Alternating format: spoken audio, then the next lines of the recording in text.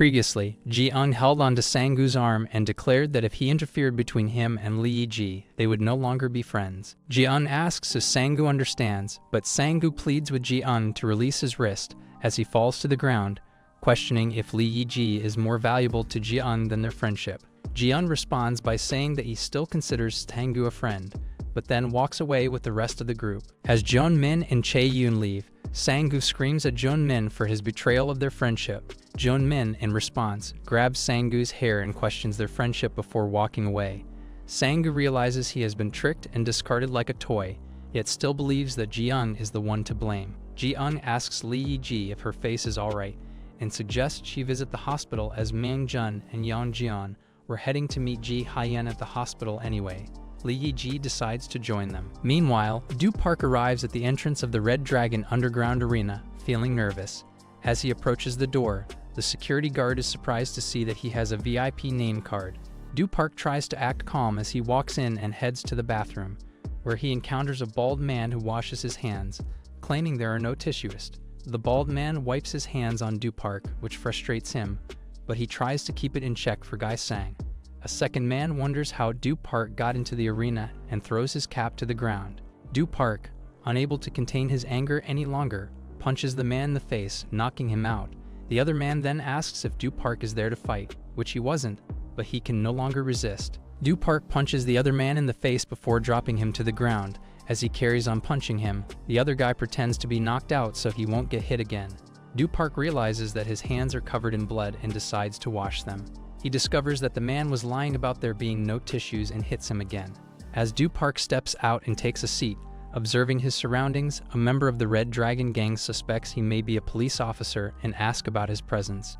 Do Park mentions that he entered through the front door with a VIP card, which catches the man off guard. Feeling nervous, Do Park reveals that Won-ho gave him the card, and that Won-ho is a close friend of his. The man immediately apologizes and introduces himself as Ji-do. Do Park inquires about the club, and Ji-do explains that during the week, it operates as a fight club, attracting gang members and outside fighters who want to showcase their skills. Those who perform well in the ring may be noticed and potentially recruited into the Red Dragon gang. Do Park becomes alarmed when he realizes that the fight club is a way for the Red Dragon gang to increase their fighting strength, and Ji-do informs him that a showdown with the Fire Bear gang is soon. Ji-do then shakes Do Park's hand, expressing his eagerness to see him around again. Suddenly, Do-nam, Won-ho's father and the boss of the Red Dragon, arise. He is taken aback upon discovering that the head of the Red Dragon is Won-ho's father. He observes that the boss appears much calmer than the boss of the Fire Bear gang. He also realizes that the gang members at the entrance have red ties, but those accompanying the boss have yellow ties, indicating that the ones with red ties may be posing as the Fire Bear gang and causing chaos to the public, making Do Park frustrated. As the boss takes a seat and calls for the start of the event, a group of individuals, along with the host Won-young, arrive. The fighting competition begins, but it becomes apparent that the intended contestant, Kim Dae-mok, is missing. Ji-do pleads with Do Park to take his place and help him out, as it turns out that the bald man Do Park beat up in the bathroom was the scheduled fighter. He agrees to help Ji-do as he sees an opportunity to gather information about the strength of the Red Dragon gang. When he steps into the ring, he is taken aback when his opponent, Hayashi Kim, pulls out a sword. Despite the unexpected weapon, Do Park remains confident, raising his hand and causing confusion before revealing his trusty spanner. Hayashi Kim charges towards Do Park, who tries to defend himself with a spanner, unsure if he's capable of handling the situation. As Do Park successfully blocks the attack, he realizes he needs to come up with a new strategy as Hayashi Kim prepares to strike again. Suddenly, Do Park drops his weapon, surprising everyone, and requests to fight with just his fists. Hayashi Kim is taken aback, but agrees to the fair and square fight. Do Park strikes first, grabbing Hayashi Kim's robe and attempting to flip him to the ground. However, he realizes that it's just a robe, and Hayashi Kim takes advantage by punching him in the face. Do Park, caught off guard by Hayashi Kim's speed, is hit once more. Hayashi Kim lunges towards Do Park and lands more blows to his stomach and face. As he attempts to kick him again, Do Park manages to catch his leg and punches him in the face. Do Park keeps punching Hayashi Kim, pushing him against the fence. The Red Dragon boss, who is watching the fight, is surprised by Do Park's fighting style and realizes that he doesn't have any formal training, but rather just an instinct for beating people up. As Hayashi Kim loses consciousness, The fight is stopped and Do Park is declared the winner. Suddenly, Kim Min-woo enters the scene and remarks to John-woo that someone interesting has arrived. Meanwhile, the trio arrive at the hospital and are greeted by Jae Hyun, who expresses her happiness to see them. She informs them that she will be discharged from the hospital soon. As Do Park watches the next match, surprised by Seo-dal's immense strength and concerned that he might be his next opponent. The third match begins between Hyo-jun and Go Won-il. He tries to kick him, but it has no effect. He then tries to swipe him, but once again, it fails. Finally, Hyo-jun delivers a powerful punch, knocking out Go Won-il with a single blow. He screams, challenging John-woo, who is standing with Kim Min-woo. Jun-woo asks the boss for permission to fight, which is granted. Do Park ponders if Kim Min-woo might be Eun Chan-woo as they look alike. Ji-do informs Do Park that John-woo is the current new star of the Red Dragon Gang and only 18 years old. Do Park is shocked to learn that he's only a second-year high schooler. As the fight starts, John-woo quickly dodges a punch and counters with an uppercut followed by a punch to the face, knocking his opponent out. Do Park, frightened by the impressive display, realizes he needs to lose the next match to avoid facing John-woo. Meanwhile, Ji-eun and Jong Seok are training, practicing new techniques. Ji-eun lunges towards Jong Seok, using his grip strength to attack his side. Jong Seok is taken down by the surprise liver shot that got through the body armor. He realizes that Ji-eun not only has a powerful grip, but possesses 3 different types of grip strengths. Jong Seok smiles as they may have discovered Ji-eun's new technique. The next match in the arena is between Do Park and Seo-dal.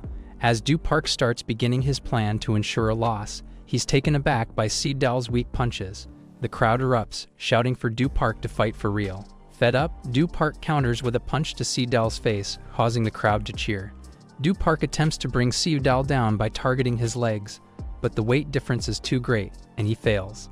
He then gets caught in a headlock and is able to escape but purposely taps out to lose the match. He falls to the ground, pretending to be unconscious.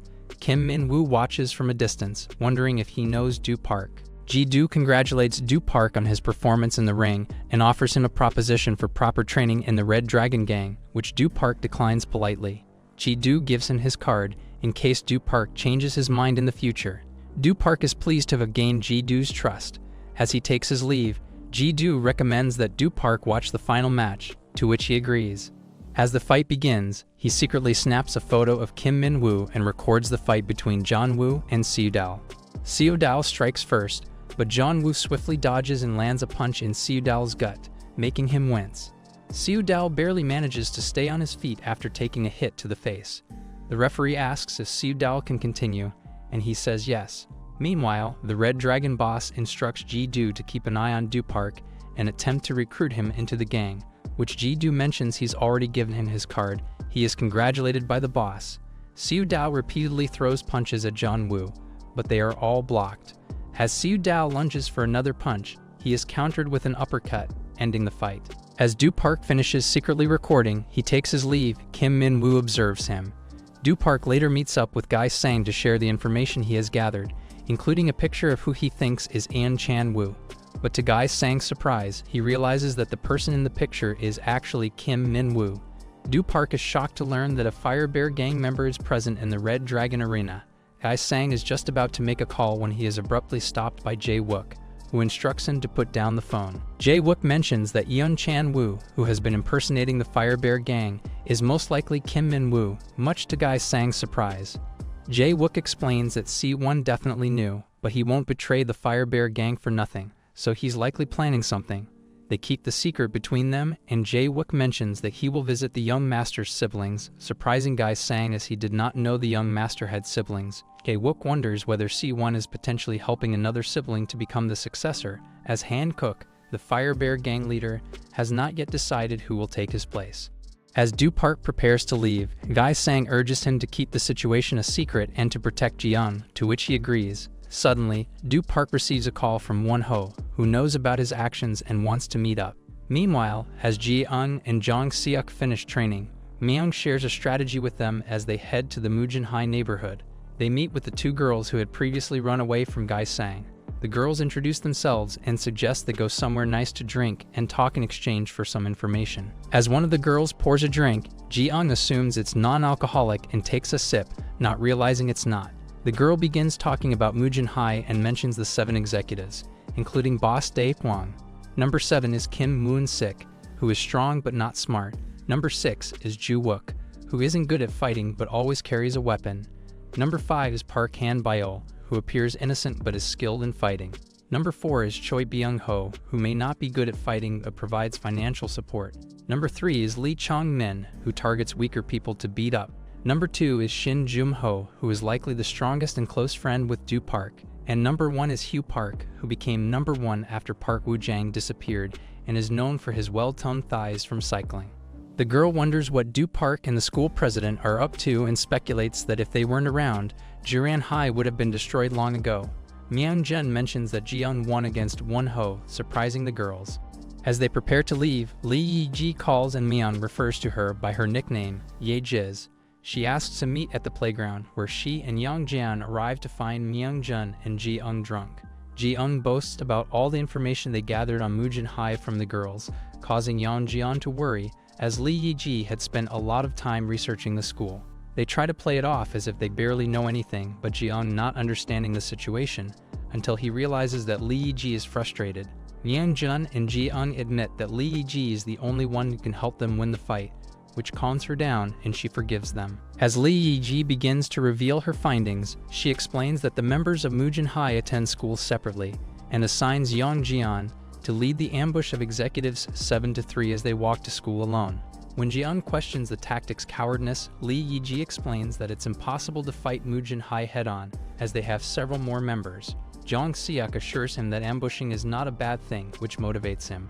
Meanwhile, Do Park meets with Won-ho, who presents him with a recording of his fight and warns that if he told his father, Do Park would be killed.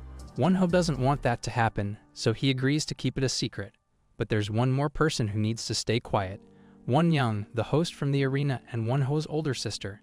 Won-young suggests they have coffee together and talk. As they walk away, Won-ho's worries that he can no longer control the situation. At Mujin High, Dae Hwang gathers the executives and informs them that Juran High and Sanjanam High have joined forces and defeated Mujin High. He also notes that they haven't been attacked yet, as they are considered the strongest. The following day, the ambush plan begins with the group separating into 4 teams to take out executives 7-4. As the ambush begins, the first team successfully takes out Kim Moon-sik, the number 7 executive, by ambushing him with bats and knocking him out. The next team does the same to Ju Wook, the number 6 executive. However, when the third team tries to ambush Choi Byung-ho, the number 4 executive, they find that he's with 2 other people. But Chang-soo keeps them calm, reminding them that they have 3 people on their side too. Meanwhile, Young-jian is hiding, preparing to attack Park Han-byul, the number 5 executive.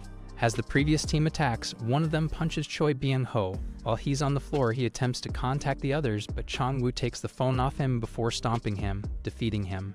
Back to Young-jian. When one of the Sangyeom students rushes in ahead of time, Young-jian is caught off guard and watches as the student is beaten up almost instantly. Confused, he asks the others what they're waiting for. Meanwhile, as Ji-eun leaves his house, Lee Yi-ji is waiting for him. The 2 of them meet up with Jong Seok and Myung-jun, and Lee Yi takes her leave to carry out the rest of the plan, while the trio continues towards Mujin High. Dae Hwang is left puzzled as he tries to reach the other executives, but their phones go unanswered. Suddenly, the door bursts open, revealing a trio led by Ji-eun. Surprising them, Ji-eun asks why Dae Hwang looks so surprised, as he promised he will take down the Super Asshole Alliance. Stay tuned for part 10, which will be out in 2 days.